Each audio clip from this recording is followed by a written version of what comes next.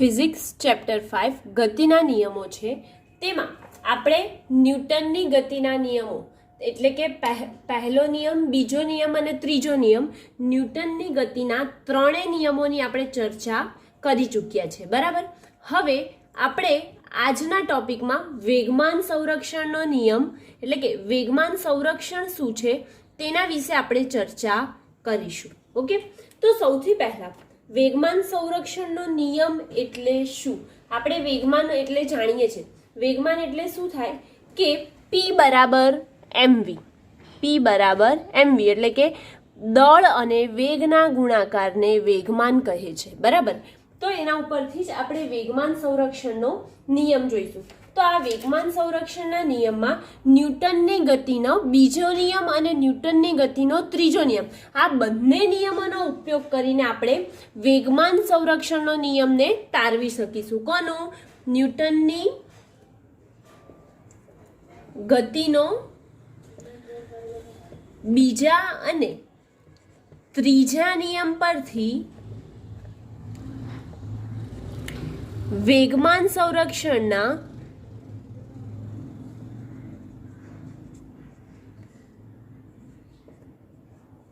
નિયમને તારવી શકાય. ઓકે, હવે કેવી રીતે તારવીશું?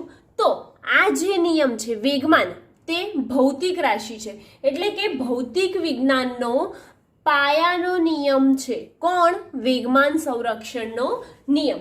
તો આપણે જાણીએ છીએ કે આઘાત અને પ્રત્યાઘાત બળ લાગે એટલે કે કયો નિયમ? ન્યૂટનની ગતિનો ત્રીજો નિયમ. તો ગનમાંથી, હવે ધારો કે તમારી પાસે કોઈ ગન છે અને ગનમાંથી ગોળી છોડવામાં આવે ત્યારે આપણને ખબર પડે છે કે ગોળી આગળ જાય છે. ક્યાં? આગળની તરફ ગોળી જાય છે. ત્યારે ગન સહેજ પાછળની તરફ આપણને ઝટકો લાગે છે. હવે આપણે ફટાકડાવાળી બંદૂકમાં, આપણે તો ઓરિજિનલ ગનનો એક્સપિરિયન્સ ના હોય, પણ રમકડાવાળી જે ગનથી આપણે રમતા હોઈએ, જે નાના હોઈએ ત્યારે તે, અથવા તો ફટાકડા ફોડતા હતા એટલે કે ટીકડી ફોડતા હતા એ વાળી ગન આવતી હતી. તો એમાં શું થતું હતું? આપણે જો તેને ફોડીએ એટલે કે ગોળી બહાર નીકળે અને ગન જે છે તે થોડીક પાછળ તરફ ધકેલાય છે. એટલે કે શું થયું? ગન વડે ગોળી પર બળ લાગે છે અને ગોળી વડે થોડુંક બળ કોના પર લાગે છે? ગન વડે લાગે છે. એટલે કે આઘાત અને પ્રત્યાઘાત બંને બળો લાગે છે. કોના પરથી? ન્યૂટનની ગતિના ત્રીજા નિયમ પરથી. તો આપણે લખીએ કે ગન વડે લાગતું બળ. કોના વડે? ગન વડે ગોળી પર લાગતું બળ એટલે કે ગોળી આગળ જ ગઈ તો ગોળી પર બળ લાગ્યું. તો ગન વડે ગોળી પર લાગતું બળ કેટલું છે? ધારો કે આપણે એને સદિશ F લઈ લઈએ અને ગોળી વડે કોના પર લાગે છે? ગન પર લાગે. તો એનો વિરુદ્ધ એક્ઝેક્ટલી શું? ગોળી વડે ગન પર લાગતું બળ માઇનસ સદિશ F. હવે આ બંને બળો ડેલ્ટા ટી સમયગાળામાં જો લાગતા હોય, કયા? આ બંને બળો ડેલ્ટા ટી સમયગાળામાં જો લાગતા હોય તો આપણે જે વેગમાનનો ફેરફાર ભણી ગયા, તો વેગમાનનો ફેરફાર શું થઈ જશે? ન્યૂટનની ગતિના બીજા નિયમ પરથી આ ગન વડે ગોળી પર લાગતું વેગમાનમાં ફેરફાર એટલે કે ગોળીના વેગમાનમાં ફેરફાર થશે. તો બીજા નિયમ પરથી ગોળીના વેગમાનમાં થતો ફેરફાર બરાબર કેટલો થશે? F ડેલ્ટા ટી જેટલો. તેવી જ રીતે બીજા નિયમ પરથી ગનના વેગમાનમાં થતો ફેરફાર બરાબર માઇનસ F અને કેટલા સમયગાળામાં થતો? તો મેં કીધું હતું ડેલ્ટા ટી સમયગાળામાં, માટે માઇનસ સદિશ F ડેલ્ટા ટી થાય છે. બરાબર. હવે શરૂઆતમાં બંને કેવા હતા? સ્થિર હતા. તો સ્થિર હતા ત્યારે કોઈના પર બળ નહોતું લાગતું એટલે કે વેગમાનમાં કોઈ ફેરફાર નહોતો થતો. પરંતુ દરેકના અંતિમ વેગમાનમાં એટલે કે જે છેલ્લે વેગમાન હોય છે તેમાં અંતિમ વેગમાન જેટલો જ વેગમાનમાં ફેરફાર થાય છે. એટલે અંતિમ વેગમાન જે લાગે તેટલો જ વેગમાનમાં ફેરફાર થાય છે. તો ધારો કે ગોળી છોડ્યા પછી ગોળીનું વેગમાન પીબી છે.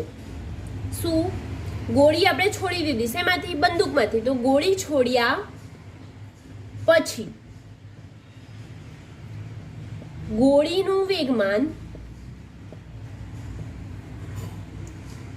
પીબી, પીબી એટલે કે બુલેટનું વેગમાન, અને ગનનું વેગમાન પીજી હોય તો આ બંને વેગમાન પણ કેવી રીતે લાગશે? જેમ બળ એકબીજાને વિરુદ્ધ લાગે છે તેમ વેગમાન પણ એકબીજાને વિરુદ્ધ લાગશે. હોય તો પીજી બરાબર માઇનસ પીબી થાય. ઓકે, પીજી બરાબર માઇનસ પીબી થાય. આમ પીજી પ્લસ પીબી બરાબર 0 થાય. હવે આના ઉપરથી આપણે આજ શું છે, તંત્રનું કુલ વેગમાન સંરક્ષણ થાય છે, માટે આ શું આવ્યો? 0 આવ્યો. આમ તેનો નિયમ જો લખીએ તો શું થઈ જાય? કોનો? વેગમાન સંરક્ષણનો નિયમ. શું થાય? આંતરક્રિયા કરતા. આ આંતરક્રિયા થઈ કોની કોની વચ્ચે? ગન અને બુલેટ, એટલે કે ગન અને ગોળી વચ્ચે આંતરક્રિયા થઈ હતી. તો આંતરક્રિયા કરતા કણોના અલગ કરેલા તંત્રમાં કુલ વેગમાન અચળ રહે છે. શું છે? મેઇન ખાસ યાદ રાખવા જેવું. શું?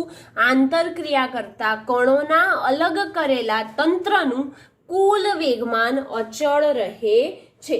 આમ આ જે આંતરક્રિયા બળો જે હતું એમનું પરિણામી શું આવ્યું? પરિણામી બળ શૂન્ય આવ્યું. એટલે કે પરિણામી જે વેગમાન આવે છે તે શૂન્ય આવે છે. એટલે કે આ વેગમાન સંરક્ષણના નિયમનું આના પરથી આપણે જોઈ શકીએ કે પાલન થાય છે. હવે જો ફરીથી એક કોઈ ઉદાહરણ લઈએ તો ધારો કે મારી પાસે બે પદાર્થ એ અને બી છે. શું? એક્ઝામ્પલ લઈએ તો ધારો કે મારી પાસે એ અને બી બે પદાર્થો છે. બરાબર. હવે આ બંને પદાર્થો જે છે તેમનો પ્રારંભિક વેગ પીએ અને પીબી છે, અથવા તો પ્રારંભિક વેગમાન આ શું છે? પ્રારંભિક વેગમાન તેમનું પીએ અને પીબી છે. તેવી જ રીતે જો સમય જતા તેમની અથડામણ થાય છે તો તેમનું અંતિમ વેગમાન પીએ ડેશ અને પીબી ડેશ જેટલું થાય છે. કેટલું થાય છે? પીએ ડેશ અને પીબી ડેશ જેટલું. પરંતુ વેગમાનને શું હોય છે? દિશા હોય છે. માટે આપણે અહીંયા એની દિશા દર્શાવી દીધી. ઓકે. હવે પ્રારંભિક વેગમાન પીએ અને પીબી છે, જ્યારે અંતિમ વેગમાન શું છે? પીએ ડેશ અને પીબી ડેશ છે. તો ન્યૂટનની ગતિના બીજા નિયમ પરથી આપણે જે તારવ્યું હતું તે જ ન્યૂટનની ગતિના બીજા નિયમ પરથી આપણે લખવાનું આવે તો શું લખી શકીએ? એફ એ બી કોના પર? એ ના લીધે બી પર લાગે, એટલે કે F A B delta T લખીએ આપણે. F A B delta T બરાબર કોના માટે લખીએ છીએ? હમણાં તો એ માટે લખીએ છીએ, એટલે કે વેગમાનમાં થતો ફેરફાર પીએ ડેશ માઇનસ પીએ, એટલે કે અંતિમ માઇનસ પ્રારંભિક વેગમાન. બરાબર ને?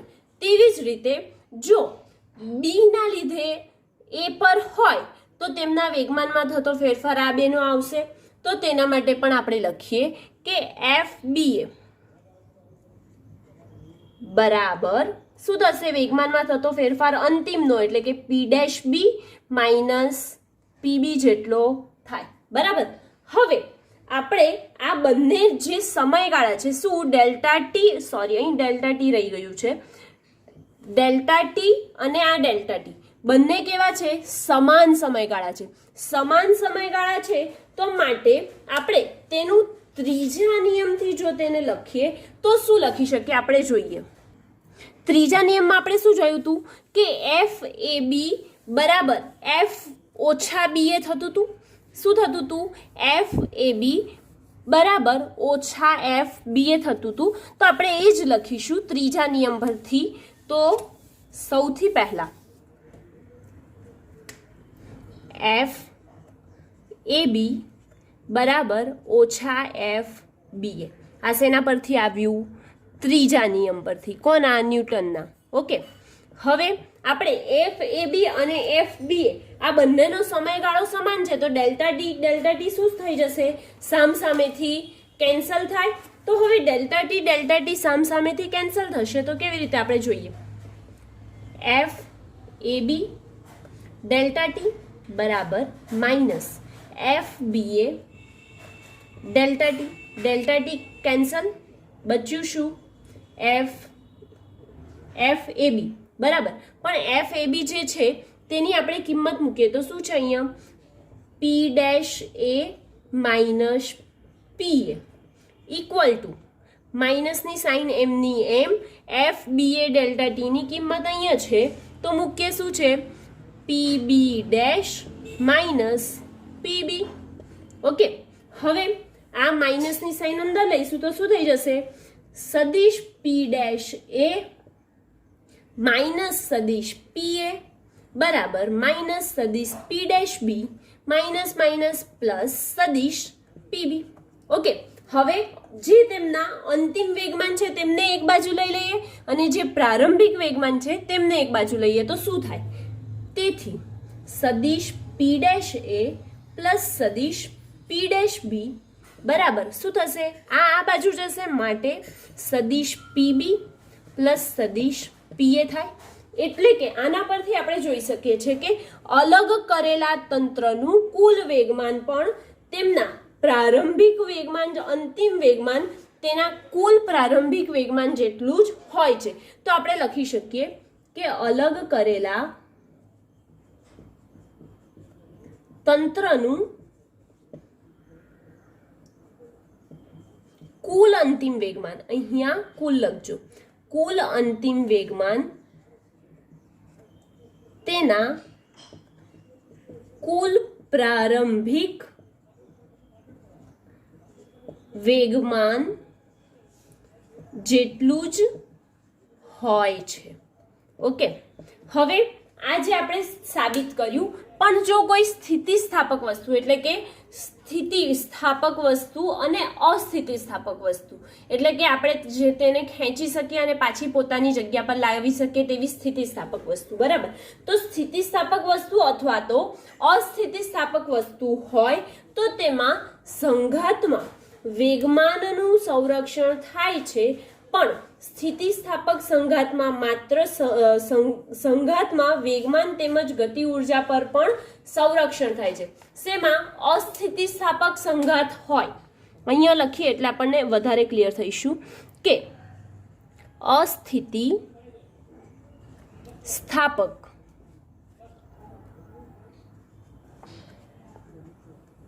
સંઘાતમાં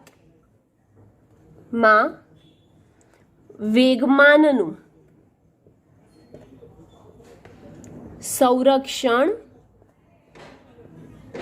થાય છે, જ્યારે સ્થિતિસ્થાપક સંઘાતમાં વેગમાન અને ગતિ ઉર્જાનું સંરક્ષણ થાય છે. ઓકે, આમ વેગમાન સંરક્ષણનો જે નિયમ છે તે પૂરો થતા પહેલા એક વસ્તુની હજી આપણે જાણ કરી દઉં કે વેગમાન સંરક્ષણનો નિયમ જે છે તે મૂળભૂત અને સાર્વત્રિક છે. કારણ કે ઇલેક્ટ્રોન, પ્રોટોન, ન્યુટ્રોનના બનેલા નાના પરમાણુઓ જે હોય છે ત્યાંથી માંડીને મોટા ગ્રહો સુધીના તારાઓ અથવા તો ગ્રહો સુધી બધા માટે આ નિયમ સમાન છે.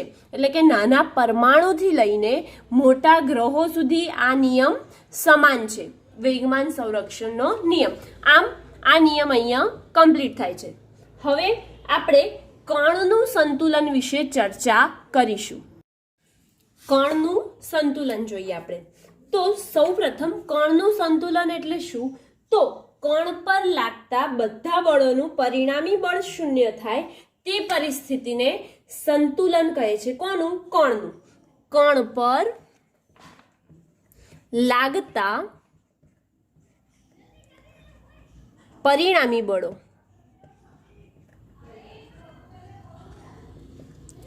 બળોનું શૂન્ય હોય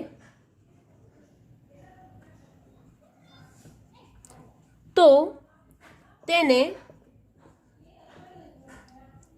સંતુલન પરિસ્થિતિ કહે છે. હવે કણનું સંતુલન જે છે તેને આપણે બીજા શબ્દોમાં જો કેવું હોય તો એક બિંદુગામી બળોનું સંતુલન પણ કહેવામાં આવે છે. હવે કણનું સંતુલનની જગ્યાએ જો એક બિંદુગામી બળોનું સંતુલન એવું પૂછે તો પણ તમે આ જ પ્રશ્નમાં જવાબ લખી શકો છો. સૌપ્રથમ કણનું સંતુલન એ એવી સ્થિતિ છે જે નિર્દેશ કરે છે કે કણ પર ચોખ્ખું બાહ્ય બળ શૂન્ય લાગે છે. શું? કણ પર કણનું જે નિર્દેશ કરે છે કોણ? કણનું સંતુલન એવી સ્થિતિ છે જે કણો પર લાગતું બાહ્ય બળ છે તે શૂન્ય છે. બરાબર. હવે ન્યૂટનની ગતિના પ્રથમ નિયમ મુજબ કણ કેવો હોય છે? સ્થિર હોય છે. તો સૌથી પહેલા લખીએ આપણે કે ન્યૂટનની ગતિના પ્રથમ નિયમ મુજબ કણ સ્થિર હોય છે. ઓકે. હવે આ કણ જે સ્થિર છે તો ધારો કે તેના પર લાગતા બે બાહ્ય બળો F1 અને F2 છે. ઓકે. પણ આપણે સદિશમાં લઈએ છીએ માટે સદિશ લઈશું. હવે F1 અને F2 છે તો એ બંને એક સાથે લાગતા હોવાથી સંતુલન માટે જરૂરી છે કે F1 બરાબર -F2 એટલે કે F1 પ્લસ F2 બરાબર 0 થાય. ક્યારે? જ્યારે બે જ બળો હોય ત્યારે બાહ્ય બળ લાગતું હોય તો શું થાય? F1 પ્લસ F2 પરિણામી બળ શૂન્ય થાય. એટલે કે એક આ દિશામાં લાગશે અને એક આ દિશામાં લાગશે. ધારો કે F1 આ દિશામાં લાગે છે તો F2 તેનાથી વિરુદ્ધ દિશા. એટલે કે તેમના માન સમાન, એટલે કે મૂલ્ય સમાન અને જે દિશા છે તે કેવી હોય છે? પરસ્પર વિરુદ્ધ હોય છે. હવે આ જ બળ ધારો કે બળો જે લાગે છે તે 3 બળો લાગે.